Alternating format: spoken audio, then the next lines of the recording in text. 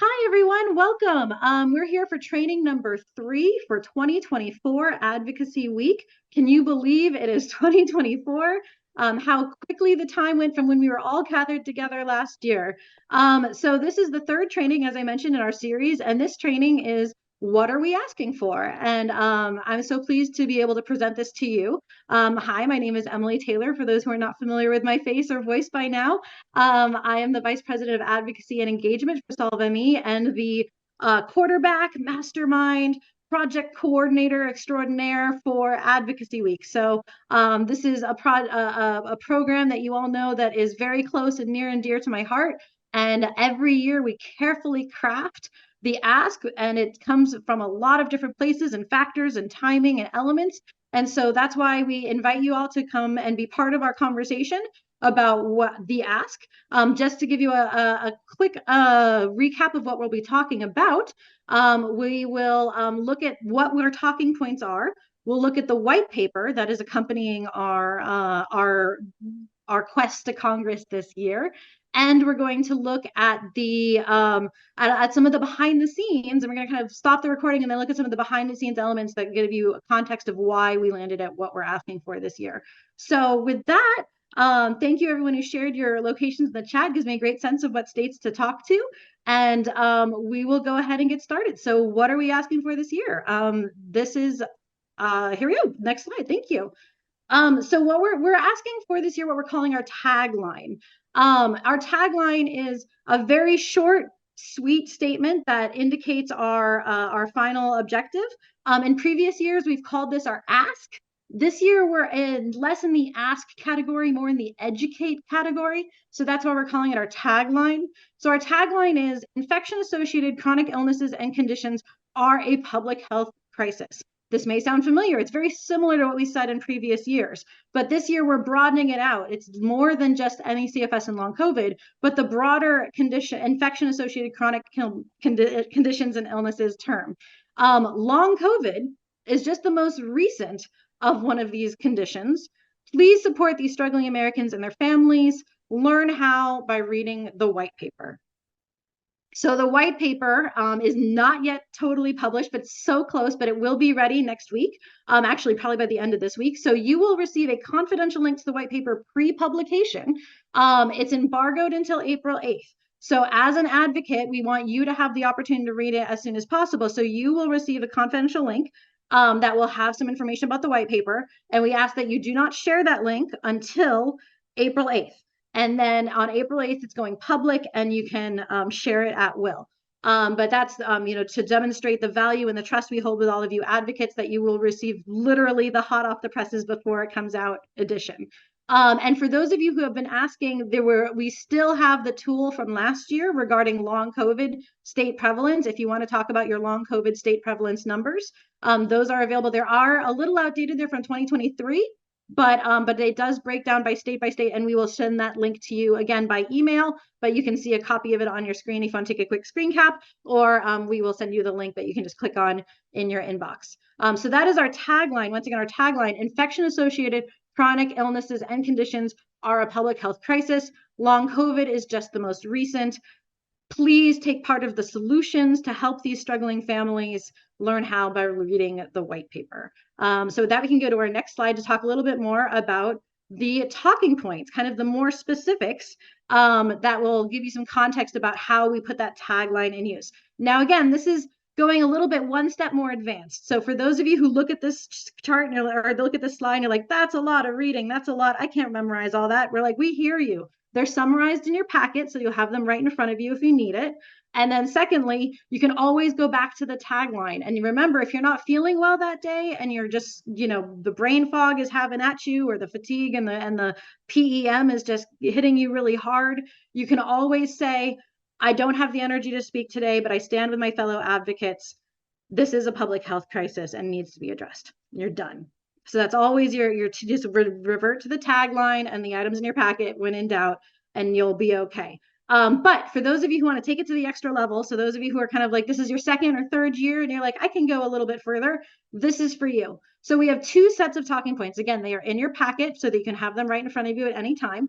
And our talking points really have a research and a care side. So this is our research side. So on the research side, infection-associated chronic conditions and illnesses, such as ME/CFS, long COVID, POTS, or other forms of dysautonomia, they share a common set of challenges and impact millions of Americans alone, or millions of Americans. Long COVID alone is currently impacting 6.8% of all US adults, up from 5.3% just 4 months ago. That's 1 in 15 adults in America.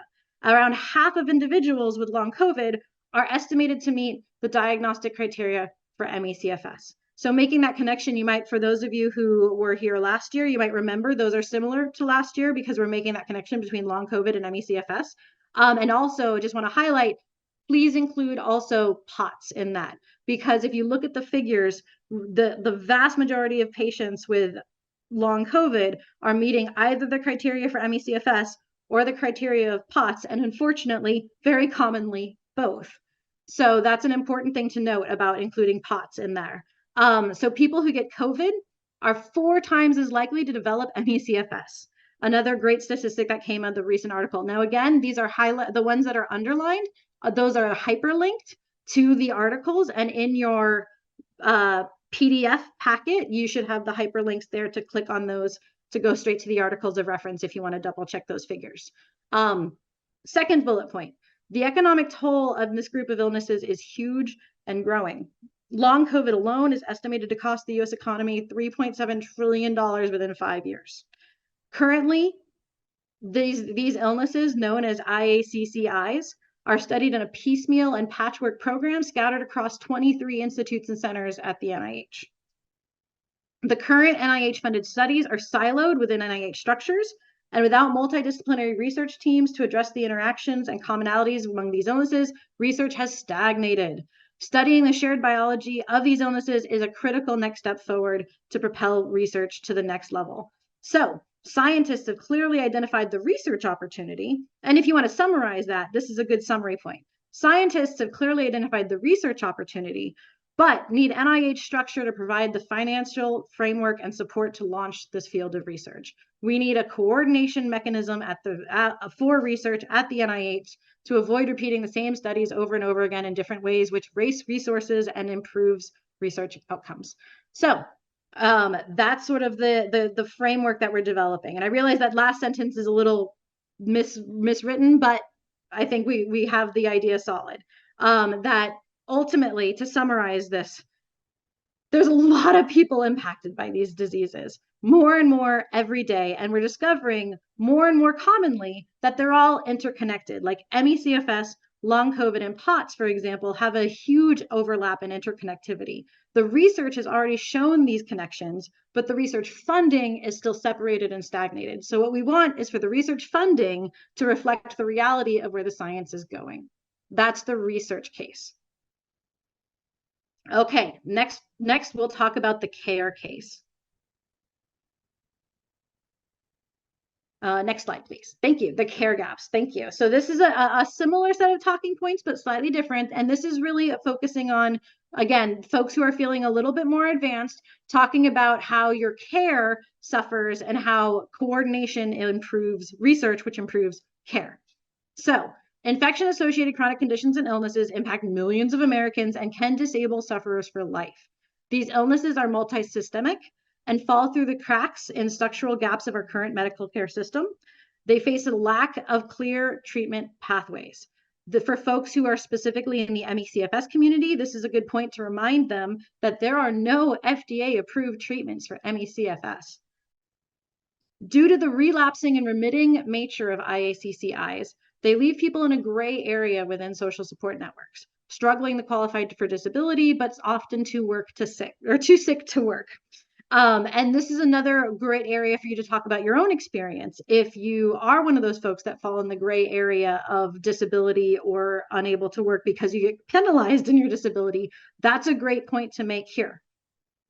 So moving back to the talking points, like cancer, there are many different types of IACCIs, but they have common traits. We are here to advocate on behalf of those who cannot leave their homes due to very severe impacts of symptoms In fact, 25% of those with ME/CFS are bedbound and 75% are unable to work. On average, patients with ME/CFS have a lower quality of life score than those disabled with other illnesses such as diabetes, colon cancer, multiple sclerosis, or chronic renal failure. These are just good stats that you can intersperse in there. We need a coordinated solution to address the systemic challenge of IACCIs. Our recommendation is an office or center at the NIH. You can read more in that beautiful white paper that will be delivered to your members in that. So they will already have the white paper in their inboxes when you have this conversation. So keep referring back to the white paper as the solutions are described in the white paper. So next slide, please. So now just a little bit of background about why the term infection-associated chronic conditions and illnesses. This goes back to a lot of our work here at SolveME. We've been working with some amazing partners on a project called the ICUE project or IQ project with the CDC Foundation. And this is gently borrowed from that great work. But it really is important to identify why we're using the terms that we're using. And you'll see here, as this slide illustrates, that we have folks that are post-viral, we have folks that are post-infectious, we have folks that are post-treatment in the case of Lyme disease, and we also have folks that have other onset possibilities that may or may not be related to viruses, bacteria, fungal infections, or presence of toxins in the case of Gulf War illness. So all these different experiences are kind of covered in the umbrella term that is infection-associated chronic condition and illness. We've added the illnesses because of the different variations in how folks are defined. Next slides, please. So you'll actually see this in action in the next slide, and how many different folks actually fall under this category when you really start peeling back the layers of the onion. Oh, can we get the next slide, please? There we go. So when you say infection-associated chronic conditions and illnesses, we're talking about a lot of different diagnoses with a lot of different infections. So long COVID, ME/CFS, POTS, these are the ones that you're probably familiar with because they're definitely POTS and other forms of dysautonomia, because these are the ones that I think numerically are most common. As I mentioned, over 50% or nearly 50% of patients with long COVID meet the diagnostic criteria for ME/CFS. And similarly, over 60% of folks in the long COVID community meet the diagnostic criteria for POTS and other forms of dysautonomia. So you end up with this big overlap of folks. So those are the three that everyone kind of hears about, right? Because they're associated with long COVID and the spotlight is there right now. But look at all the folks, the viral, the bacterial, the parasitic, the fungal that are not mentioned. In fact, many of the folks that came to ME/CFS in the CDC came to ME/CFS because they worked on the Ebola program, and the Ebola program has a similar long tail with like a chronic fatiguing illness that follows Ebola. So they found a lot of similarity there. So again, there's so much in common with this group. And so I just wanted to highlight how many folks that really covers under this umbrella and why it's so important to study us all together. Next slide, please. So about the white paper, this is the centralized area that I'm so glad, Carolyn, thank you for your comment, because that's exactly where we're going. This is the centralized document that we'll be coordinating around for Advocacy Week this year. The title of the white paper is A Home for Infection-Associated Chronic Conditions and Illnesses at NIH, or IACCIs. Infection-associated and chronic conditions and illnesses, or IACCIs, are a growing but under-researched health and economic burden. Our paper looks at the distribution of major NIH-funded IACCI research over the last 10 years and starts evaluating how the NIH has been in various ways looking at this problem.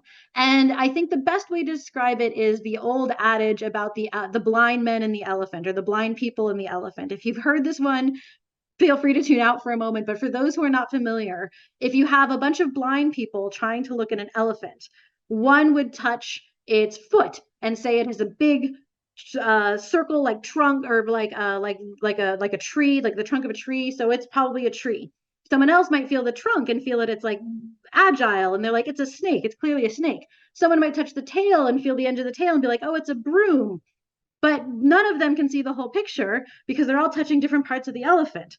So that's what we did with this paper, is we tried to look at how the NIH has been touching the different parts of the elephant of the IACCI elephant over the past 10 years, and demonstrating how dysfunctional and how unfortunate that if it had been funded differently or looked at differently, what could have been the case. And so that's really what our paper looks at, is how the different studies have been distributed over the different institutes of NIH for the past 10 years.